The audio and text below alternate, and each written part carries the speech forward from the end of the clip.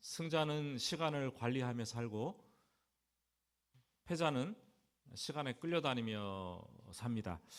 영원이라는 하늘의 시간을 깨트리고 뚫고 인간의 시간 속으로 들어오신 예수님은 시간의 승리자였습니다. 십자가 죽음을 위해서 잡히시던 날, 그날 밤 어떻게 그렇게 많은 일들을 감당하실 수 있었는지 참 놀라울 따름입니다. 시간을 아끼고 시간을 쪼개고 또 쪼개서 사용을 하십니다. 최후의 만찬을 하면서 십자가 죽음 이후에 이 땅에 남겨질 제자들을 바라보시고 근심과 염려를 하십니다. 그래서 그들에게 반드시 기억해야 될 것들을 조목조목 말씀하십니다. 그리고 근심에 차 있는 제자들을 향해서 근심하지 말라, 격려의 메시지를 주십니다. 떡과 포도주를 가지시고 함께 나누시면서 영원히 기념할 성찬 예식을 제정하셨죠. 그 중에 누가 크냐라고 싸우는 제자들을 향해 가슴 아파하시면서 겸손과 낮아짐의 제자도를 가르쳐 주시기 위해서 직접 허리에 수건을 두르시고 대야에 물을 떠와서 세족식을 하시며 본을 보여 주셨습니다. 그리고 요한복음 14장, 15장, 16장을 기록되어 있는 긴 마지막 고별 설교를 하셨죠.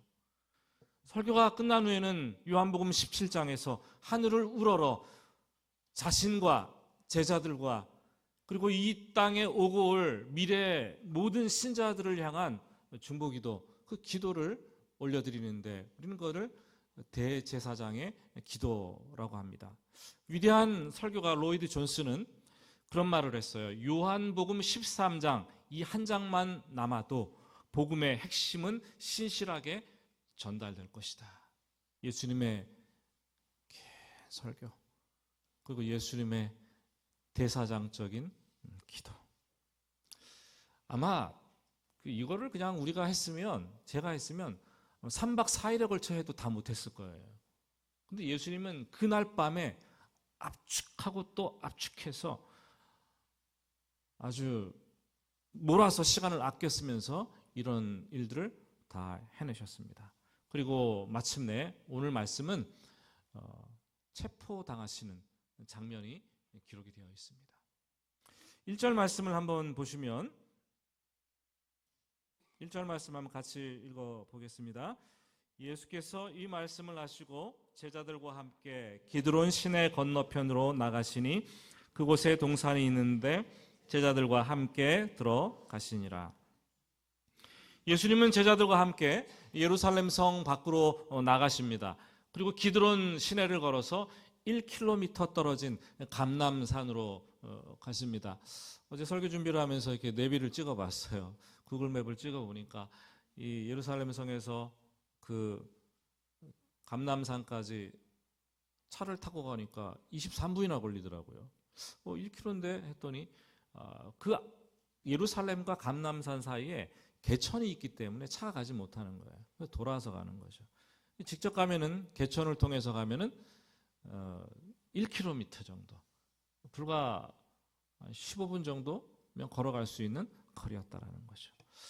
과거 다윗이 아들 압살롬이 반역의 칼을 들고 죽이려고 했을 때 예루살렘 성을 나와서 도망갈 때도 이 기드론 시내를 통과해서 감람산 쪽으로 가셨습니다. 기드론은 예루살렘에서 감람산으로 갈 때 건너야 되는 아주 조그마한 실개천에 불과합니다. 그런데 그 뜻은 아주 독특합니다. 어둡고 우울하다, 침울하다, 뭐 이런 뜻입니다. 왜 그런 이름이 붙여졌을까요? 예루살렘 성전에서 짐승을 잡아서 희생 제사를 드리고 나면 짐승의 피가 얼마나 많이 이렇게 나겠습니까? 그 피를 하수도를 통해서 이렇게 흘려보내는데 그 피가 직접 기드론 시냇가로 흘려드는 겁니다. 그래서 폭우가 쏟아질 경우를 제외하고는 항상 그 기드론 시냇가는 검붉은 피색의 시냇물이 흘러가고 있었다라고 얘기를 하죠. 이제 곧 6월절 어린 양이 되시기 위해서 한밤에 검붉은 시냇물이 흐르는 사망의 음침한 골짜기를 통과하시는 예수님의 모습, 오늘 성경에 기록된 예수님의 기도입니다. 기드론 시냇가를 건너자마자 감람산 초입에 있는 작은 동산이 하나 있습니다. 그 동산의 이름은 겟세마네였어요. 예수님께서는 낮에는 예루살렘 성에 들어가서 말씀을 가르치다가 저녁이 되면 성 밖으로 빠져나와서 기드론 시내를 건너셔서 그곳에 겟세마네에서 쉬시기도 하시고 밤을 새워 기도하시기도 하셨던 것입니다. 가끔씩은 그곳에서 제자들과 함께 모임을 하시기도 하셨습니다. 그래서 2절 말씀은 요한이 당연히 예수를 파는 가룟 유다도 알고 있는 곳이라고 말을 하고 있습니다. 요한복음은 생략되어 있어요. 그러나 우리가 공관복음 마태, 마가, 누가 공통적인 관점에서 기록되었다고 해서 공관복음이라고 하는데 그 복음서를 보면은 예수님은 십자가 죽음을 앞두고 예루살렘에서 빠져나오신 이후에 겟세마네 동산으로 가셨죠. 거기서 잡히시기 전에 아주 간절히 기도하시는 장면이 기록되어 있어요. 누가복음 22장 44절 말씀 이렇게 기록하고 있습니다. 같이 읽을까요? 예수께서 힘쓰고 애써 더욱 간절히 기도하시니 땀이 땅에 떨어지는 핏방울같이 되었더라. 이 애쓰고 힘써 기도했다. 애쓰고 힘써라는 단어는 아고니조마이라는 헬라어로 쓰였습니다. 이 말은 원래 군인들이 전쟁에 나갔을 때 어떻게 싸워야 됩니까? 어떻게 싸워야 돼요? 죽을 힘을 다해서 싸워야 되잖아요. 죽기 살기로 싸워야지 사는 거 아니겠습니까? 그때 힘쓰고 애써다라는 표현 아고니조마이라는 단어를 썼어요. 예수님 그렇게 기도하셨어요. 여러분 기도는 전쟁입니다. 기도는 영적 전쟁입니다. 예수님은 전쟁을 치르듯 온 힘을 다해서 죽을 힘을 다해서 겟세마네 동산에서 그날 밤에 기도하셨습니다. 우리들의 기도는 어떤가요? 참 하나님 앞에 송구하기 그지없다는 생각이 듭니다.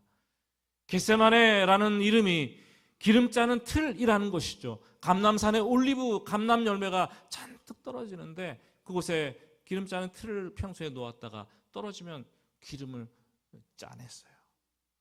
거기서 예수님은 올리브 기름을 짜내듯 몸의 진액을 다 짜내시면서 모세혈관이 터져서 땀이 핏방울이 되어서 땅에 떨어지도록 그 정도로 애쓰고 힘써서 기도하셨다는 거죠. 사실 요새 참 걱정이 많습니다. 예수 믿는 사람들이 신앙생활을 안 하는 것도 아닌데 간절함이 사라졌어요. 힘쓰고 애쓰는 그 모습이 점점 사라져갑니다. 우리들이 기도를 안 하는 게 아니에요. 근데 간절 기도가 사라졌어요. 힘쓰고 애써서 기도하지 않습니다. 목사들이 목회를 안 하는 게 아니에요. 그런데 간절 목회가 사라져가고 있어요. 여러분 애쓰고 힘쓰는 이 간절함이 사라지면 그 자리에 남는 것은 그냥 형식적인 종교 생활이에요. 신앙생활은 다 사라지고 형식적인 종교 생활만 남게 되는 것이고 하나님을 향한 이 마음도 점점 사라지게 되어 있어요. 우리가 이번 고난주간 특세를 하면서 다른 것들은 몰라도 그렇게 기도를 드려야 돼요. 하나님, 나의 신앙생활에 간절함이 사라졌습니다. 애쓰고 힘써서 신앙생활할 수 있도록 회복시켜 주시고 특히 예수님처럼 고난의 현장에 있다면 내가 이기고 견딜 수 있도록 하나님께서 간절히 기도하는 여러분 되시기를 예수님의 이름으로 축복합니다. 신년 특세 때에는 성도들이 많이 기도하는데 이 고난주간에는 성도들이 희한하게 기도를 안 해요. 제 생각에 거꾸로 돼야 되지 않나 생각이 드는데 신년 특세 때에는 한 해 동안 내가 받을 복을 위해서 그렇게 기도하시는데 고난주간에는 주님 당하신 고난 나랑 별개의 것입니까? 다 주무시고 계시는데 새벽에 고난주간에 우리는 더 간절히 신앙을 위해서 기도해야 되리라 생각이 됩니다. 몇 시간 전에 유월절 만찬을 하면서 슬쩍 혼자 빠져나간 가룟 유다가 이번에 다시 나타났습니다. 그런데 이번에는 혼자가 아니었어요. 3절을 보면 유다가 군대와 대제사장들과 바리새인들에게서 얻은 아랫사람들을 데리고 등과 횃불과 무기를 가지고 그리로 오는지라 되어 있습니다. 유월절 명절이 되면은 이스라엘 전역은 물론 전 세계 각지에서 순례자들이 발붙일 틈도 없도록 예루살렘으로 모여들기 시작을 합니다. 그때 로마는 언제 어떤 일이 일어날지 모르기 때문에 폭동을 대비하고 치안을 유지하기 위해서 예루살렘 성 북동쪽 근교에 있는 안토니아 요새라는 곳이 있습니다. 그 요새에 로마 군대를 이렇게 많이 주둔을 시킵니다. 현재 그 자리에는 가보면 아랍 초등학교가 서 있는데요. 정말 가까운 곳이에요. 빌라도의 관저가 거기 있었다고도 말해지기도 하는데, 지금 그들은 예수가 폭동을 일으키려 한다라는 이 제사장들과 유대 종교 지도자들의 이 거짓 보고를 들었습니다. 그 군대를 총출동시키는 거죠. 여기서 군대라는 말을 헬라 성경으로 보면은 이 스페이라라고 되어 있는데 600명의 보병 부대를 가리키는 거예요. 군대가 동원되는 거예요. 엄청나게 많은 군대가 예수를 잡기 위해서, 제자들을 체포하기 위해서 가룟 유다를 앞에 세우고 대제사장이 보낸 종들을 앞에 세우고 있습니다. 로마 군인들의 손에는 검이 들려 있어요. 그리고 어둠을 밝히는 횃불이 들려 있습니다. 제사장들이 보낸 이 아랫사람들이라 그랬는데 성전 경비를 맡은 지킴이들 아닙니까? 그들의 손에는 몽치가 들려 있어요. 곤봉이 들려있고 정경들이 들고 있는 곤봉. 참 두려운 순간이었습니다. 요한복음은 생략하고 있지만 이 마가복음 14장 50절은 이렇게 얘기를 하고 있어요. 한번 성경을 볼까요? 같이 읽습니다. 제자들이 다 예수를 버리고 도망하니라. 다 도망했대. 그 순간에 사람들은 본능적으로 힘을 가진 자들을 두려워하죠. 숫자가 많으면 압도돼서 그냥 굴복하죠, 사람들이. 이 제자들은 로마 군대의 무력과 이 수많은 밤을 밝히는 이 횃불들, 그 횃불을 보고 위압감에 압도되어서 막 도망갑니다. 뿔뿔이 다 흩어서 도망갑니다. 어쩜 그렇게 스가랴 선지자가 예언했던 목자를 치면 양이 흩어지리라, 이 말과 똑같습니까, 여러분? 그 예언의 말씀이 그대로 이루어지는 순간이었고, 예수님의 제자들의 모임, 그 공동체는 그렇게 해산이 되었습니다. 저는 교회가 물리적인 힘에 의해서 강제로 해산되는 가장 극적인 장면을 여러분들이 보고 있다라고 생각이 됩니다. 작년 12월 달에 대통령이 국무회의를 주재하면서 정교 분리의 정치와 종교 이 분리의 원칙을 위반한 종교 단체는 해산 명령을 할 수 있도록 검토하라라는 얘기를 했어요. 그 지시에 따라서 11명인가 12명인가 모르겠는데 정확하게는 그 무소속 중심으로 몇몇 국회의원들이 종교법인 해산법을 발의를 하고 추진을 하고 있습니다. 기독교계에 큰 논란을 불러일으키고 있죠.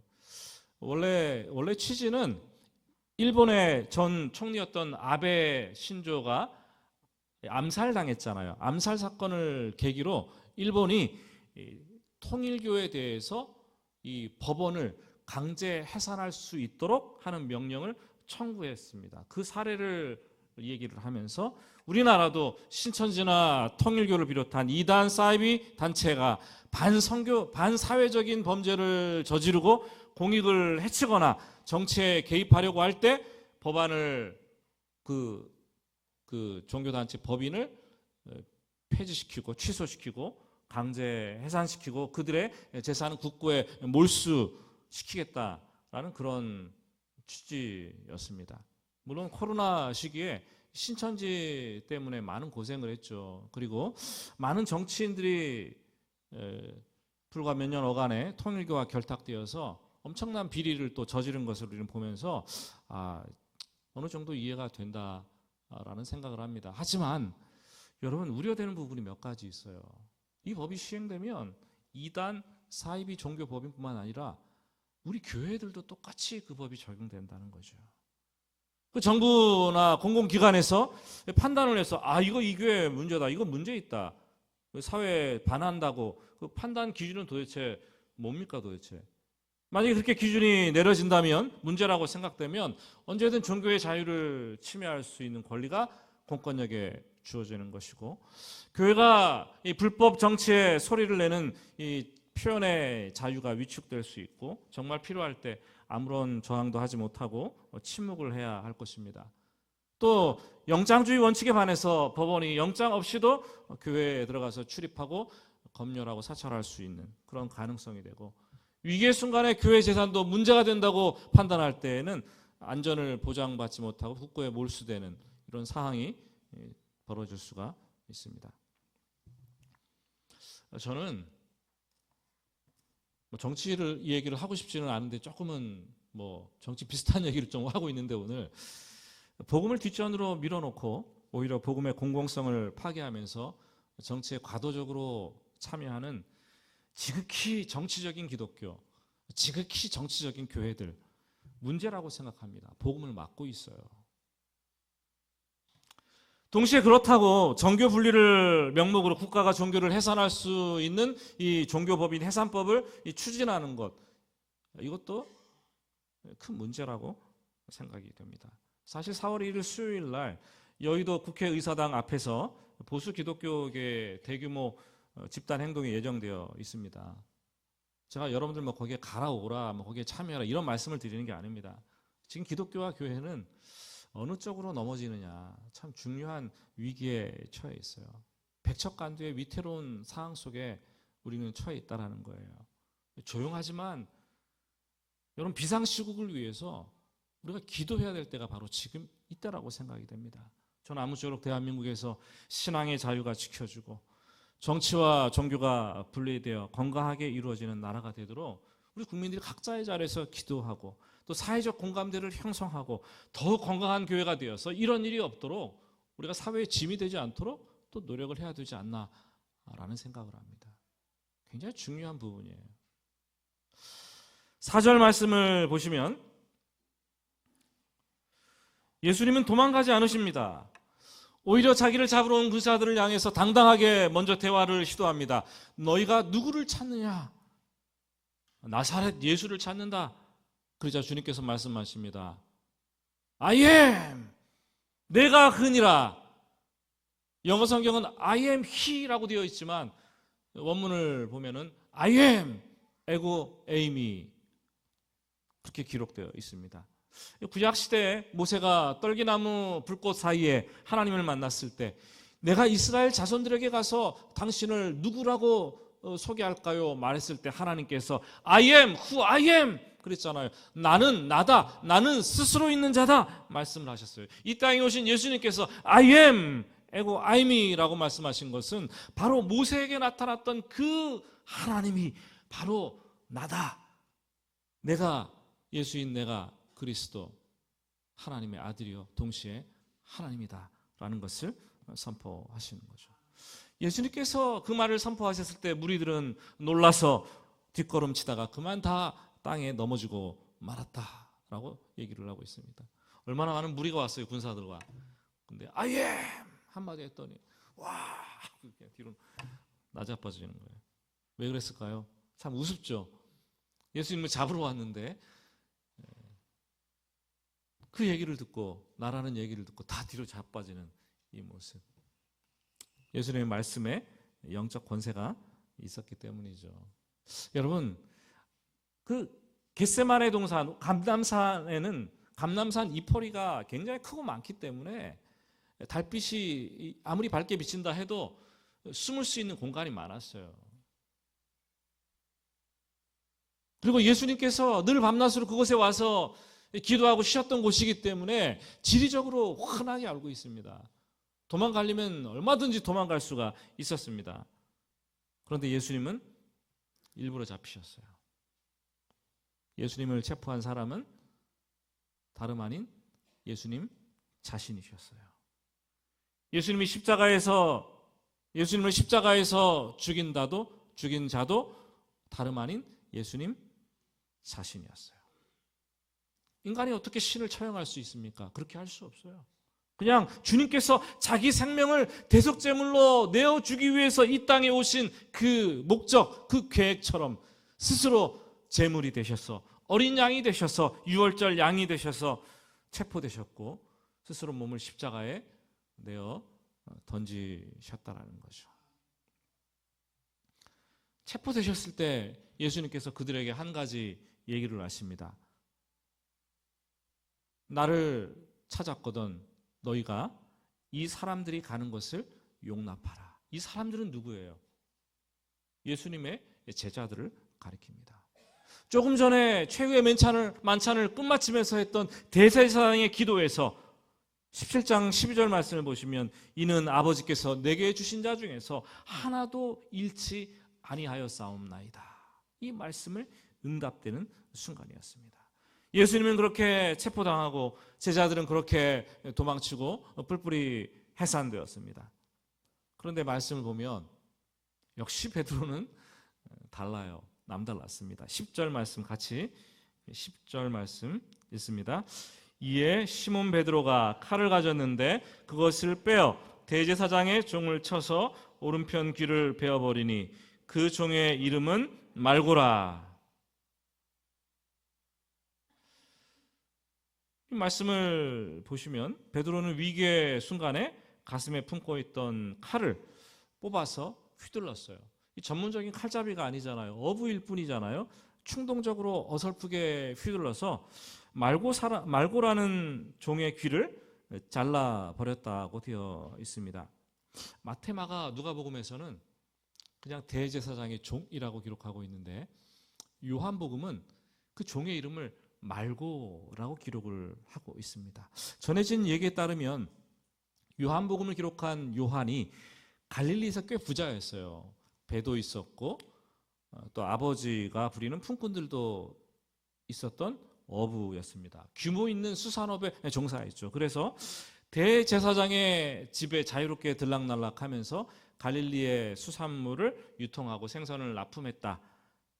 그러면서 그 집안에 있는 종들과 자연스럽게 안면을 트고 그 종들의 이름까지 알았을 것이라고 얘기를 합니다. 동의하십니까? 아니면 말고. 그죠? 어쨌거나 베드로가 휘두른 이 칼에 맞아 귀가 잘린 사람은 말고라는 이 대제사장의 종이었어요. 잘못하면 귀를 잘랐겠습니까? 그 사람의 목숨을 앗아갈 수가 있었겠죠. 순간적인 행동으로 사람의 생명을 죽일 수가 있었던 순간이었습니다. 그럼 베드로는 조금 전까지 내가 예수님이 죽는 자리까지 가겠습니다. 예수님을 끝까지 지키겠습니다. 내가 죽을지언정 예수님을 절대 부인하지 않겠습니다. 각오를 했습니다. 그것을 지키기 위해서 칼을 가슴에 품고 있다가 휘둘렀죠. 어떻게 보면 뿔뿔이 다 도망쳐간 제자들에 비해서 베드로는 굉장한 용기 있는 사람이었어요. 의로운 사람이었습니다. 가룟 유다는 예수님을 배신했고 제자들은 뿔뿔이 다 도망갔는데 베드로 혼자 칼을 휘둘렀습니다. 그런 사람이 어디 있겠습니까? 이런 상황에서 다 도망가야죠. 상이라도 줘야 되는 거 아닙니까? 그런데 주님께서 말씀하시기를 칼을 칼집에 도로 꽂으라! 아주 냉정하게 싸늘한 말씀을 하시는 것을 우리는 보고 있습니다. 그럼요, 칼은요 인류 역사가 시작되면서부터 만들어진 가장 오래된 무기입니다. 석기 시대 때에도 심지어 돌을 갈아가지고 뾰족하게 갈아서 나무도 갈고 이 칼을 만들어서 사용했어요. 여러분, 한 사람이 칼을 사용하면 상대방도 칼을 사용하고 싶겠죠. 그죠? 지금 전쟁이 일어나는데 이쪽에서 이 무기를 사용하면 저쪽에서 저 무기도 사용하고 그러는 거 아니겠습니까? 예수님은 칼을 가지는 자는 다 칼로 망한다라고 말씀하셨습니다.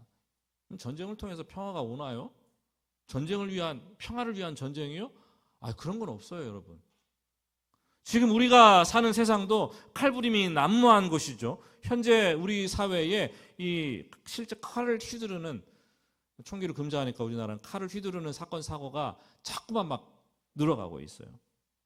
근데 그 통계를 보니까 그 칼부림을 하는 사람의 대부분이 50대라네요. 50대가 그거 대다수를 차지한다는 거예요. 그래서 왜 칼부림을 할까 보니까 열심히 살았는데 50대가 남는 게 없어가지고 이 공허감을 느끼고 분노를 한대, 사회를 향해서. 그 분노를 하려고 공격성이 이 칼을 휘두르는 그런 모습을 힘은 없고 하니까 무기를 사용하는 것으로 나타나고, 그들의 사회적 고립, 경제적 상실감, 임계점에 다다라서 폭발했기 때문이라고 사회학자들은 해석을 합니다. 뭐 실제적인 칼뿐이겠습니까? 우리는 칼뿐만 아니라 하루에도 몇 번씩 칼집에서 다른 종류의 여러 가지 칼을 꺼내려고 막 꺼낼까 말까 막 고민을 하죠. 미움과 증오의 칼을 꺼내서 들었다 놨다 들었다 놨다 합니다. 혈기와 분노의 칼을 꺼내서 막 들었다 놨다 합니다. 가정에서, 직장에서, 교회에서, 사회에서 문제가 생기면 이 칼을 불쑥 꺼내서 막 확 휘둘러 버립니다. 그래서 우리는 행동이 아니더라도 말로 다른 사람들의 가슴에 막 비수를 꽂아갖고 막 콱 찔러서 막 아파하게 만들고 평생을 가는 이 흔적을 남기기도 합니다. 여러분, 뭐 저만 돌아봐도 나에게 이렇게 칼들이 많은지 모르겠어요. 여러분들 어떤 칼들을 막 갈고 계십니까? 칼이 한두 자루가 아니라 막 수십 자루예요. 이 칼, 저 칼. 때때로 막 어느 칼을 꺼내서 사용할까 생각이 되십니까? 칼은 내가 어떻게 문제를 해보려고 하는 인간 재성의 밖으로 표출된 모습입니다. 위기의 순간이 되면 칼집에서 칼을 꺼내서 내 방식대로, 인간적인 방식대로 풀고 싶을 때 우리는 그 칼을 꺼내는 거죠. 세상 사람들은 칼을 꺼냈으면은 뭐 썩은 무라도 잘라봐야 될 거 아니냐라고 얘기하고 있지만, 성경에서 예수님의 말씀은 칼을 도로 칼집에 꽂으라 말씀을 하시는 거죠. 그게 지혜로운 삶이다. 그래야 네가 사는 것이다. 여러분, 신앙의 고수는 칼을 잘 뽑지 않아요. 웬만해서는 그냥 칼집으로 그냥 탁 승부하는 거 아니겠습니까? 칼집으로. 칼집은 인내입니다. 인내.